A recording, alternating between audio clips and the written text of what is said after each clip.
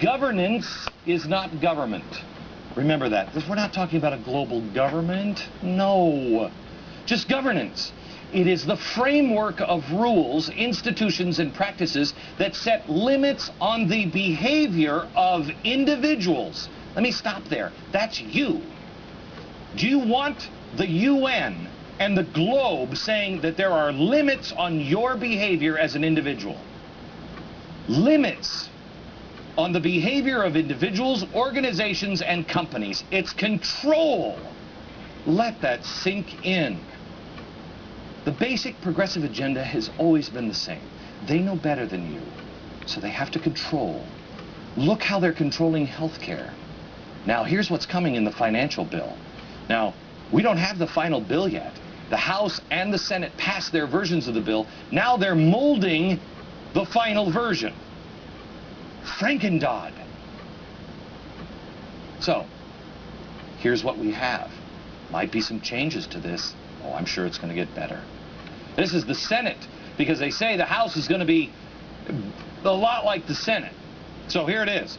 First and foremost, does nothing to address the problem of Fannie and Freddie. No regulation on Fannie and Freddie. Fannie and Freddie helped create the housing mess.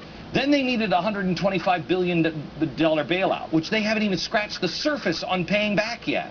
There's nobody looking into Fannie and Freddie. This is a financial bill. It also creates a special protected class that is too big to fail. It's in Section 113. A Financial Stability Oversight Council will be established, which will choose the firms deemed too big to fail. You think of any other firms that maybe were a little reckless because they didn't care if they failed, because they knew they would be bailed out by the government. Can you think of maybe two firms? So not only is this bill not doing anything to stop Fannie and Freddie, as they continue to lose hundreds of billions of dollars of your money, this bill is actually going to create the protected class of Fannie and Freddie and make more. Here's where it gets really good, though. It provides for seizure of private property without meaningful judicial review. How does this happen? Well, the trusted Secretary of the Treasury can order the seizure of any financial firm that he finds in danger of default that would hurt the country's economy. Again, a bureaucrat arbitrarily getting to make that distinction. Read Philip Drew, Administrator. Read that book. I don't even know where you can find it. I had to find an old 100-year-old copy. It's what we're doing. This was Woodrow Wilson's favorite novel. See if you can find it and read it. You'll see what's coming. Oh, and it's so happy. It's utopia, the way they wrote it. Okay, so all you have to do is, if he feels that it's in trouble, he can just take over the financial firm whenever he feels like it. And once the decision is approved, it's nearly impossible to reverse. Now, this Financial Stability Oversight Council, they've got 9 regulatory authorities out there, and this gets to expand the reach outside just financial firms. Yeah, now they can say a non-bank financial firm like an insurance company or a hedge fund. If they're in trouble, guess what? They can just be seized by the Treasury. Yes. Now, this distinction is completely arbitrary, and it comes from bureaucrats. But here's the great thing. We no longer have to worry about Congress anymore. Oh, I'm so glad. Remember all the arguing? Hey, who are we going to bail out? Are there going to be more bailouts? They don't have to worry about that anymore. Because not only can the Treasury Secretary just seize private property, but they can open up a line of credit, which is good. So now they don't have to ask you, the little taxpayer. The Treasury can just go for additional government funding. Gee, Congress, what did I tell you 2 years ago? Look who's going to become irrelevant. You. Now nobody has to beg for pesky politicians for billions of dollars. You know, like we had to at TARP. We just call up the Treasury Secretary and tap the ATM. Also, regulators can guarantee the debt of solvent banks as well.